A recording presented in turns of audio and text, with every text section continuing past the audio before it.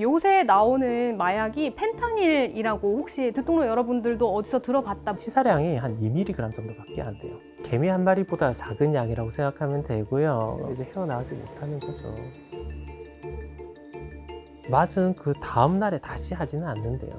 이걸 내가 이겨낼 정도로 심지어 굳은 사람이구나. 근데 그게 한 일주일 정도 지나면서 불현듯 생각납니다.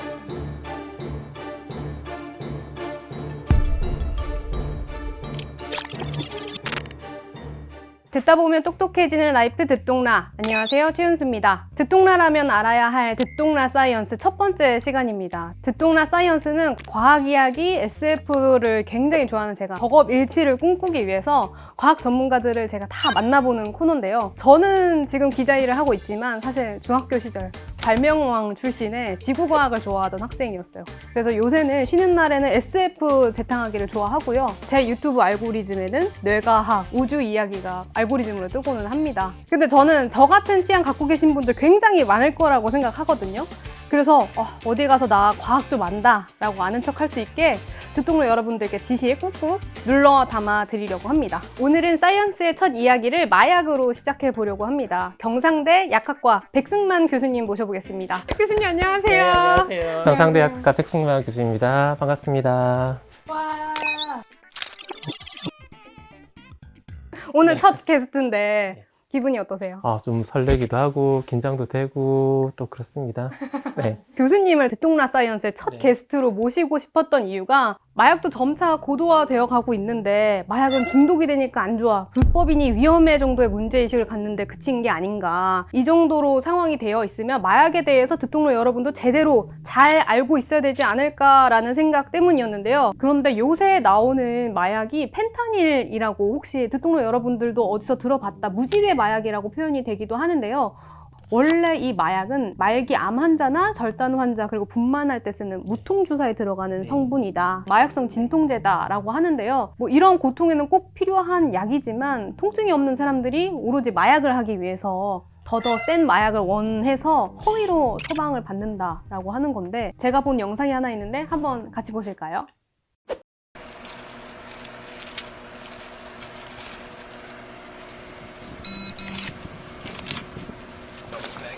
Yeah. That stuff's no joke, dude. It's super dangerous.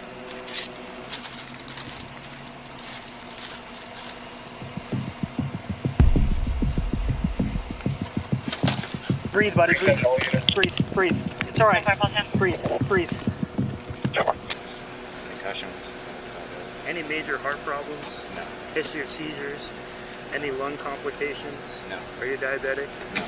근데 지금 이게 펜타닐 검사하는 경찰이 트렁크 열다 그냥 쓰러진 거잖아요. 네, 그렇죠.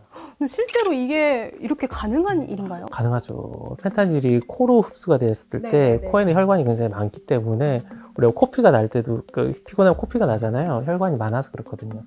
그 순간적으로 가루 분진 같은 게 흡입이 되면은 굉장히 위험할 수가 있죠. 그럼 그 짧은 시간에 코로 딱 들어가서 기절을 잠깐 했다. 근데 이게 정말 극소량으로도 방금 봤던 경찰도 이렇게 기절을 하는데 얼마나 좀 치명적인 건지, 왜 이렇게 뉴스에 시끌벅적한 건지 좀 궁금한데요. 펜타닐 간단히 좀 소개를 드려야 될 것 같은데요. 지금 아편류를 보면 아편부터 그다음 모르핀이 분리가 되고 그다음 헤로인은 합성이 됐잖아요. 그게 1897년인데 그로부터 한 60년 정도 지나서 이제 1959년에 벨기에 한 제약회사 얀센이라고 하는 곳에서 펜타닐을 개발을 합니다. 펜타닐은 이제 몰핀이나 헤로인 구조는 엄청 복잡하거든요. 그 구조를 조금 줄여가지고 가장 이제 부작용은 없애고 진통 효과만 살리는 이제 최고의 진통제를 만들고자라고 하는 목적에서 개발이 됐습니다. 효과는 더 커지네. 네, 효과는 훨씬 더 커졌어요. 근데 안타깝게도 중독성이 사라지지가 않았어요. 중독성도 그대로 남아있죠. 결국 이 펜타닐 같은 경우도 이제 뇌를 직접 자극하는 약이거든요. 그래서 그 어느 정도로 자극을 하냐면은 치사량이 한 2mg 정도밖에 안 돼요. 그러면 한 2mg 정도면 어느 정도인 거예요? 그냥 일반적으로 느끼기에 개미 한 마리보다 작은 양이라고 생각하면 되고요. 그 펜타닐이 어떻게 작용하는가를 보면은 이제 아편 수용체라는 게 있거든요. 아편 수용체가 우리 몸 안에 있어가지고 모르핀이라든지 헤로인 등이 들어왔을 때 거기에 결합을 해요. 거기 결합을 하면은 그 세포가 원래 통증을 전달하는 세포인데 결합을 하는 순간 이제 통증이 전달이 안 되는 거예요. 아, 그러니까 통증을 느끼는 세포인 거죠? 네, 아. 그렇죠. 통증 우리 몸은 원래 통증을 전달해야 되잖아요. 네네네. 그 신호니까요. 근데 통증이 이제 마비가 되는 거죠. 그게 진통 효과가 나는데 통증 마비 이후에 약간의 이제 쾌감도 좀 느끼는 거예요. 진정 효과도 느끼면서 기분도 살짝 좋아지는 거죠. 아편이나 몰핀을 연구를 하던 사람들이 결국 찾아낸 게 이제 엔돌핀이라고 하는 물질이거든요. 원래 우리 몸 안에서 엔돌핀이 나와서 이 아편 수용체에 결합을 한 다음에 원하는 만큼 진통 효과, 그 다음에 좀 더 기분도 좋게 하는 그런 효과가 있다는 거를 알게 됐죠. 우리가 마라톤 같은 거 할 때 정말 힘든 순간 30km, 40km 갔을 때 갑자기 러너들이 막 기분이 살짝 좋아지고 몸이 오른다, 러너스 하이라고 그렇게 표현을 하거든요. 그리고 자기가 정말 힘든 일이지만 그걸 어떻게든 넘기게 되는 그런 근원이 결국에 이제 엔돌핀이라고 보통 이야기를 하거든요. 엔돌핀이 나오면서 이제 기분이 좋아진다. 그런데 이제 아편이라든지 몰핀, 헤로인 등을 이제 복용을 하게 되면은 엔돌핀이 뇌에서 생겨나는 것이 아니라 외부에서 넣어주는 거예요.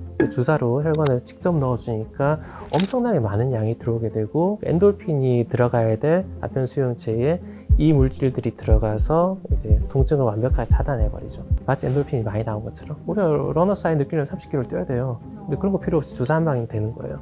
얼마나 간편해요. 이런 것 때문에 사람들이 중독이 됐던 거죠. 근데 펜타닐은 몰핀보다 효과가 한 100배 정도 뛰어나다고 이야기를 하거든요. 몰핀 150배에 해당한 양을 펜타닐 1만 넣어주면 동일한 효과를 얻는다라고 이렇게 대치하는 그런 표가 있거든요. 그 정도로 효과가 강하다는 것이죠. 그런데 이 아편계 진정제, 아편계 마약들의 특징이 뭐가 있냐면은 이렇게 중추신경계에서 이렇게 통증을 억제를 하고 쾌감도 느끼지만 말초신경은 또 전혀 다르게 작용하거든요. 말초신경계는 이제 구역질이라든지 구토가 나고, 그 다음에 뭐 장에서는 또 변비가 나타나요. 그 다음에 호흡근 마비가 나타나요. 호흡근 마비라고 하면 어떻게 되는 건가요? 호흡을 해야 되는데 그 호흡하는 힘이 좀 약해지는 거예요. 호흡 근육이 살짝 약하게 작용하면서 공기를 빨아들이고 그 다음에 내뱉고하는 과정이 잘 안 일어나는 거예요. 그러면 자다가 사망하는 경우도 있는 거예요? 그렇죠. 이 몰핀이 결국 모르페우스라고 하는 그 고대 그리스 신의 이름에서 나왔거든요. 꿈의 신이에요. 잠을 뜻하는 그런 단어고, 몰핀을 복용하면 나중에 진정 효과가 강해지니까 자거든요. 많이 자면서 이제 행복을 찾는데 행복감을 겨워서 잠에 들지만 호흡을 넣는 순간 조금 약해져요. 좀 더 많이 용량이 늘어나다 보면은 구역질까지 나오는 거죠. 그럼 구역질이 나오면 토사물이 이제 기관지를 맞게 되는데 그걸 이제 뱉어내야 되는데 자고 있는 거예요. 그걸 인지를 못하는 네, 거예요? 그걸 인지를 못하고 그러다가 그냥 자다가 그냥 죽는 경우도 굉장히 많은 거죠. 너무 깊게 잠에 빠지는 네, 거죠? 그렇죠. 아. 근데 이런 펜타닐이 지금 한국에서 지금 문제가 되고 있는 이유가 1020, 10대, 20대 마약 사범도 빠르게 늘어나고 있는 와중에도 이 중독성이 높은 펜타닐을 처방받는 10대, 20대도 함께 늘어나고 있다라는 거잖아요. 10대, 20대 수의 처방 건수를 살펴보니까 2018년에서 2019년 1년 사이에 이 처방 건수가 2배로 늘어났고 지금 현재도 그렇게 비슷하게 유지 중이더라고요. 지금은 이제 펜타닐 패치제가 제일 문제예요. 1960년대에 이제 개발이 됐다고 했잖아요. 그 전에 주사로 맞는다든지, 그 다음에 혈액 점액 형태로 떨어뜨린다든지 뭐 그렇게 사용했는데 펜타닐을 붙이면 돼요. 그런 패치, 파스 형태로 붙이면 돼요. 그러다 보니까 훨씬 더 편하고 한번 붙이면 한 3일간 이제 큰 고민 없이, 큰 통증 없이 쓸 수 있거든요. 한 개를 3일 동안 쓰는 한 개에 거예요? 3일. 원래는 굉장히 통증이 큰 환자들한테, 수술받은 환자들한테 쓰는 거고, 그럴 경우에 서로 기량하기 때문에 별 문제가 없거든요. 통증과 진통이 서로 상쇄가 되는 거죠. 근데 지금 청소년들 지금 그런 게 아닌 거예요. 이 펜타닐 한번 붙이면 3일 동안 아주 그냥 행복하게 지낼 수 있다, 딴 거 아무 생각 없이 그냥 지낼 수 있다고 생각하면서 동네 허름한 병원, 길가에 아니 저런데 병원이 되나 싶은 이제 그런 병원을 찾아가는 거죠. 처방 안 하거든요. 그쵸. 자기들 윤리 너무 멀쩡해 보이니까. 네, 너무 멀쩡해 보여요. 그러니까 뭐 자기들끼리 커뮤니티에서 뭐 이렇게 하면 해준다라고 하면서 그런 문구들도 막 적어가는 거예요. 교통사고 났는데 제가 사정이 있어서 직접 뭐 신고는 못했다. 근데 통증이 너무 심하다든지. 그런데 가끔 그걸 해주는 병원들이 있는 거예요. 그러면 이제 그게 하나의 자기들의 이제 성지가 되는 거예요. 처방전을 받잖아요. 처방전을 받으면 이제 뭐 약 약국에 또 가죠. 대부분의 약국도 조제를 안 해요. 또 조제하는 약국을 찾는 거예요. 그러면 이제 거기서 펜타닐 10장을 받아와가지고 한 박스. 네, 한 박스 10장을 받아가지고 자기가 쓰기도 하고 친구들한테 팔기도 하고 나중에 그냥 병원 정보를 팔게 돼요. 저 병원 저 약국 가면 돼. 뭐 그렇게 팔기도 하는 거야. 그러니까 이게 하나의 틈새가 나오니까 그 사람들이 글로 모이는 거죠. 근데 너무 멀쩡한 사람이 들어오면서 교통사고 났는데 펜타닐 처방해 주세요. 이게 통한다는 것도 좀 충격적이고 이 정보를 사고 판다는 것도 좀 놀라운데 근데 교수님께서 이렇게 펜타닐에 대한 걱정을 계속 하시는 이유도 앞서서 미국에서도 이런 비슷한 상황들이 굉장히 심각하게 일어났기 때문이잖아요. 미국 이야기를 먼저 좀 드려보자면 펜타닐 중독 사례가 늘어나면서 마약 과다 복용으로 인한 사망자가 역대 가장 많은 수를 맞습니다. 기록했다고 해요. 지난해만 해도 10만 명이라고 네, 10만 하니까요. 이 수치를 보면 5분마다 한 명의 미국인이 과다 복용으로 죽었다라는 계산이 나오더라고요. 펜타닐이 이제 이렇게 많이 문제가 된 게 1990년대 이후로 미국에서 마약성 진통제가 굉장히 쉽게 처방이 돼요. 펜타닐은 아닌데 알약 형태의 합성 마약들이 이제 개발이 되거든요. 다른 이름이 네, 다른 네, 다른 약들이 개발이 되고 미국에서 그 처방전 받아서 약을 가져가는 거예요. 그러면 자기 집에서 알약을 먹는 거예요. 알약 먹다 보면 거기에 중독이 돼요. 그 약이 되게 안전하다고 생각을 하는 거예요. 더구나 그때 병원에서 당시에. 왔으니까. 그러면 나중에 그 산모 같은 경우에는 그 애가 태어나잖아요. 그럼 애도 금단 증상이 있어요. 태반통에 전달이 되거든요. 그러니까 계속 이제 운다든지 잠을 못 잔다든지 투정 부리고 짜증내고 계속 그런 상황이 반복이 되거든요. 그러니까 신생아한테도 그게 전달이 되는 거죠. 그 다음에 일반 환자들도 이제 통증을 견디기 위해서 약을 먹다가 약이 중독이 돼요. 그러다 보니까 마약 중독자들이 확 늘어나니까 시장이 생겨버린 거예요. 그러니까 이 틈을 타고 이제 펜타닐이 다시 들어오는 거예요. 원래는 이 정도로 문제가 되지는 않았는데 1960년대 개발된 더 좋은 약이 있대, 그 붙이기만 하면 된대 라고 하면서 이제 시판이 되고 2008년에 나온 논문 이제 케이스 리포트를 보면 이제 펜타닐 복용으로 죽은 사람이 있는데 그 사람은 펜타닐 패치가 입안에서 발견이 돼요. 그 펜타닐 치사량이 2mg이라고 했잖아요. 근데 펜타닐 한 패치에 들어가 있는 양은 이제 2mg에서 10mg까지 좀 다양하거든요. 한 패치에 예, 한 패치에 10mg이 들어가 있어서 3일 동안 천천히 낮은 농도를 유지하게끔 돼 있는데 그 10mg을 그냥 패치를 씹어버리는 거예요. 그럼 패치에 녹아있던 펜타닐이 녹아 나오겠죠. 한 번에 한 번에 녹아 나오겠죠. 치사량이. 네. 치사량이 5배도 나와요. 네, 그러니까 그 정도로 위험한 거예요. 그리고 이제 펜타닐 패치제가 이제 나중에 유행하다 보니까 알약이 개발이 되는 거예요. 굳이 뭐하러 붙이냐? 그냥 알약으로 먹지. 패치를 뭐하러 힘들게 씹어요. 아까 이야기했던 합성 마약들과 함께 섞어가지고 복용을 해버리는 거예요. 그럼 널리 퍼지게 되겠죠. 그것 때문에 그냥 한 마을이 초토화되기도 하고 거기서 이제 헤어나오지 못하는 거죠. 저는 펜타닐이 1960년대에 개발이 됐다고 했는데 왜 이제서야 다시 유행을 탈까 이 생각도 했거든요. 근데 말씀하신 것처럼 합성마약, 새로운 합성마약을 하다가 더 좋은, 더 편한 방법으로 처방받을 수 있는 패치제가 있다 하면서 다시 이제 유행이 되게 된다. 이렇게 보면 될 것 같은데. 이 과정에서 이제 중국도 좀 큰 역할을 하거든요. 아까 말씀드렸다시피 구조가 좀 간단하잖아요. 그러니까 중국은 이제 마약을 만들면 사형이잖아요. 제조하면 사형까지 내리거든요. 몰핀이나 헤로인을 만들려면 이제 길러야 돼요. 그러면 잡힐 발각도 우리가 굉장히 크거든요. 중국에선 그게 아니라 구조적으로 간단한 마약인 펜타닐을 만들려고 생각한 거예요. 그래가지고 화학기술이 있는 사람들을 모아가지고 몰래 공장에서 만들어가지고 미국에 수출을 하는 거예요. 이게 수출이라고 말하기 좀 애매하긴 한데 밀수출이라고 해야 되겠죠. 나중에는 이제 중국에 수출을 하는, 보내는 것뿐만 아니라 멕시코에 공장을 차린다든지 멕시코에 원자재를 수출한다든지 멕시코에서 이제 보내는 그런 방식도 하고 있습니다. 그렇게 이제 미국은 펜타닐에 정말 심각한 이제 폐해를 겪고 있죠.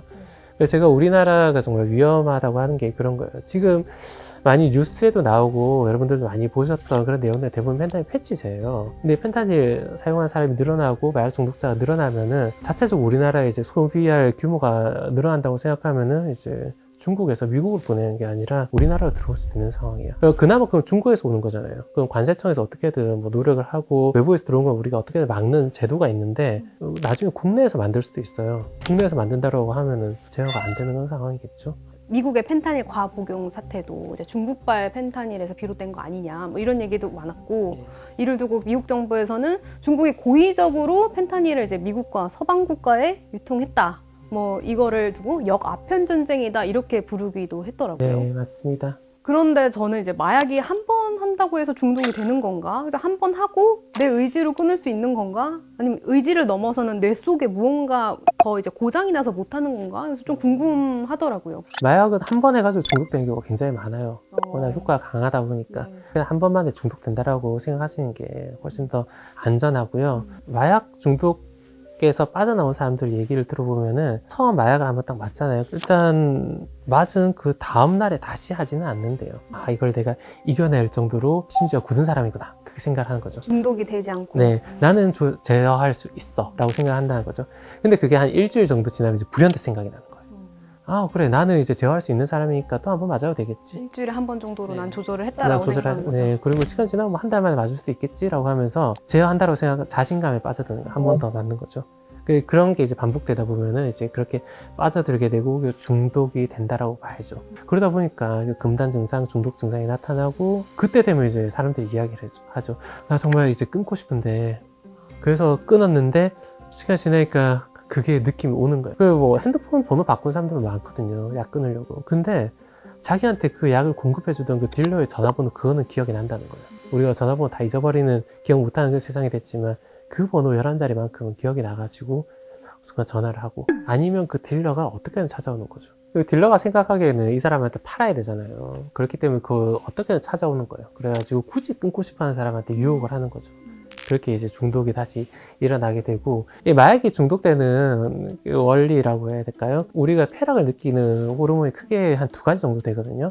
하나는 도파민이고 하나는 엔돌핀인데, 네. 도파민은 이제 사람을 좀 행복하게 해주는 그런 물질이라고 생각하면 되고, 엔돌핀은 힘든 시기를 좀 겪어 넘기는 그런 물질이라고 보면 되거든요. 근데 메스암페타민 같은 경우는 도파민과 구조가 굉장히 비슷해요. 뇌로 들어가가지고 훨씬 더 강하게 작용을 해가지고 도파민 수치를 확 올려버리거든요. 그 상태에서 이제 우리는 굉장히 쾌락을 느끼게 되는데, 우리 몸은 또 적응을 하거든요.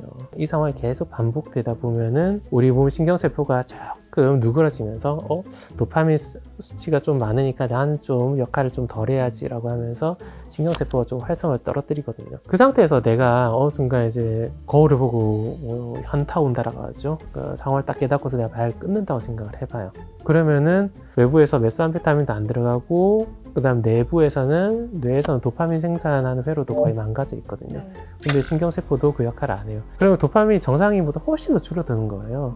그러다 보니까 엄청나게 금단 증상이 시달리는 거죠. 우울증 같은 경우겠네요. 우울증도 오고, 내가 왜 이러는 거지? 그 알약 하나만 먹으면, 주사 한 방만 맞으면 바로 행복해질 수 있는데 라고 생각하는 거죠. 하지만 동일한 양을 주사를 맞았다고 해서 처음에 느꼈던 그 행복이 그대로 오진 않거든요. 이게 계속 우리 몸이 적응을 하기 때문에 500이면 500, 그 다음에 400, 300, 200, 나중에 맞아도 별로 행복하지도 않아요. 안 맞으면 불행한 거죠.